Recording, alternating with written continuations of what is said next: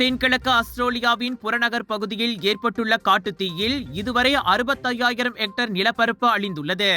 அது சிங்கப்பூரின் மொத்த பரப்பளவுக்கு சமமானதாகும். விக்டோரியா மாநிலத்தில் தேசிய பூங்காவில் தொடங்கிய அக்காட்டுத்தீ தற்போது மெல்பனுக்கு தென்மேற்கே 330 கிலோமீட்டர் தொலைவில் சிறிய விவசாய பட்டணமான டிம்போலாவை நோக்கி நகருகிறது.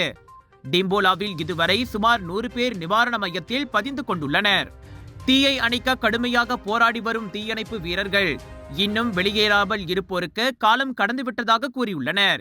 இனியும் வீடுகளில் இருந்து பாதுகாப்பாக வெளியேறுவது ஆபத்து என்பதால் வீட்டுக்குள்ளேயே தஞ்சமடைந்து நிலவரங்களை கண்காணித்து வருமாறு அறிவுறுத்தப்பட்டுள்ளனர்.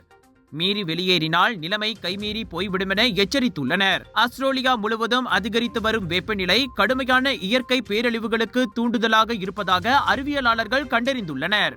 இதற்கு முன் 2019-2020 ஆண்டுகளில் ஏற்பட்ட காட்டுத்தீயில் மில்லியன் கணக்கான விலங்குகள் மடிந்து பூர்வீக காடுகள் அழிந்து முக்கிய நகரங்களை அடர்ந்த புகை சூழ்ந்தது குறிப்பிடத்தக்கது.